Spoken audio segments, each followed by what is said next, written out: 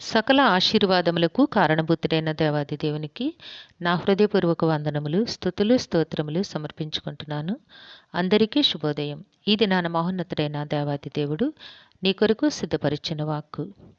యెహోవాను నమ్ముకొనువాడు ధన్యుడు, యెహోవా వానికి ఆశ్రయముగా ఉండును. దేవుని నామమునకు మహిమ కలుగునుగాక. ఈ మాటలు ఇర్మియా గ్రంథము 17వ అధ్యాయము 7వ వచనంలో వ్రాయబడి ఉన్నవండి. ప్రియమైన నేస్తమా, నీవు నిజముగా ధన్యునివే.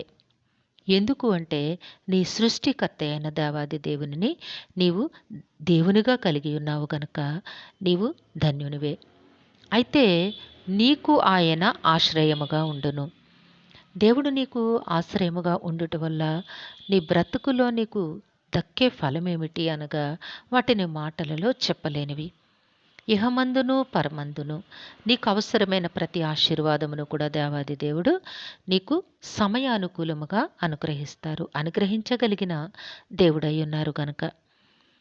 సింహపు పిల్లలు లేమి గలవై ఆకలిగొనును, యెహోవాను ఆశ్రయించు వారికి ఏ మేలు కొదువయ్యి ఉండదు. దేవుని నామమునకు మహిమ కలుగునుగాక. అనగా ఇక్కడ ఏమిటి? యెహోవా వానికి ఆశ్రయముగా ఉండును.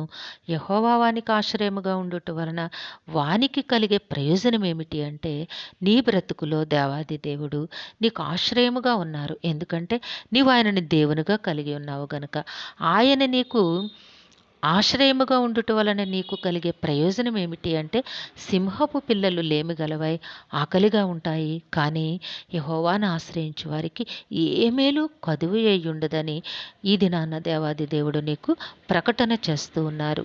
కాబట్టి నేస్తమా, నీ జీవితంలో అవసరమైన ప్రతి మేలును, ప్రతి ఆశీర్వాదమును దేవుడు నీకు తప్పకుండా సమయానుకూలముగా అనుగ్రహించగలరు అన్న సంగతిని నీవు హృదయపూర్వకముగా, మనఃపూర్వకముగా విశ్వసించగలిగినట్లయితే తప్పకుండా దేవుని మహిమలో నుంచి నీవు ఆ మేలులను పొందగలుగుతావు.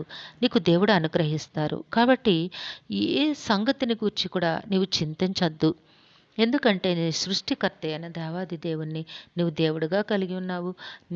నీవెవరినైతే దేవునిగా కలిగి ఉన్నావో ఆయన సర్వశక్తి సంపన్నుడై ఉన్నారు. సమస్తమును చేయగలిగిన దేవాది దేవుడై ఉన్నారు. కాబట్టి నేస్తమా, నీకేమీ తక్కువ కాదు.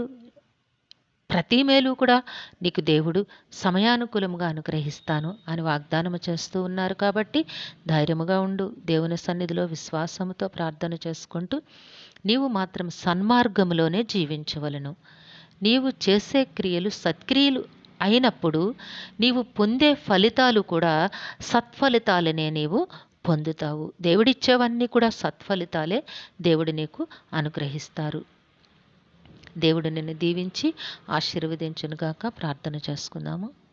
సమస్త ఆశీర్వాదములకు కారణభూతుడైన తండ్రి, మీ ఘనమైన నామమునకు వందనములు. మీ బిడ్డకి మీరు ఇచ్చిన వాక్కును బట్టి స్తుతులు సమర్పించుకుంటున్నాం రాజా. నాయన, బిడ్డ జీవితంలోనూ కుటుంబంలోనూ అవసరమైన ప్రతి మేలును, ప్రతి ఆశీర్వాదములు మీ మహిమలో నుంచి అనుగ్రహించి దీవించమని మీ కాళ్ళు పట్టి వేడుకుంటున్నాము. ఈ దినము పుట్టినరోజు, వివాహ దినోత్సవములు జరుపుకొని చిన్న బిడ్డలందరికీ మీ ఆశీస్సులు, దీర్ఘాయుష్ను అనుగ్రహించి మీ కృపలో జీవింపచేయండి తండ్రి. మా ప్రియులందరినీ, వారి కుటుంబములను మీ దివ్యహస్తములకు అప్పగించుకొంచున్నాము. అందరికీ కావాల్సిన పరిపూర్ణమైన రక్షణ, దీర్ఘాయుష్షు, నెమ్మదిని ప్రసాదించండి తండ్రి. మీ శాంతి సమాధానంతో జీవింపచేయండి రాజా. మేలులతో ప్రతి హృదయమును తృప్తిపరచండి నాయన. వారి బిడ్డలను మీ కృపాహస్తాలకు అప్పగించుకొంచున్నాం తండ్రి. నాయన, బిడ్డలకి సకాలంలోనైనా చక్కని వివాహములు జరిగించండి దేవా. ఉద్యోగములు ప్రసాదించండి. గర్భఫలాల కొరకు ఎంతో ఆశతో ఎదురు చూస్తున్నారు బావయ్య. వారి గర్భములు తెరవమని మీ కాళ్ళు పట్టి వేడుకుంటున్నాము. అవసరముగా నాయన, బిడ్డలు ఎంతో మీ సన్నిధానం అందు తండ్రి ఆశతో ఎదురు చూస్తూ ఉన్నారు నాయన. వారి అవసరతలను మన్నించి నాయన మేలులు కలిగి చేయమని వేడుకుంటూ ఉన్నాం తండ్రి. బిడ్డలు విద్యాభ్యాసము చేస్తుండగా నాయన, ఉన్నతమైన విద్యను, జ్ఞానమును, జ్ఞాపక శక్తిని ప్రసాదించండి తండ్రి.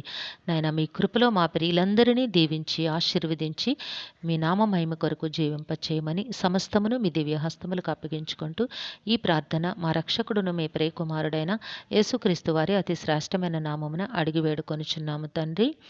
ఆమెన్.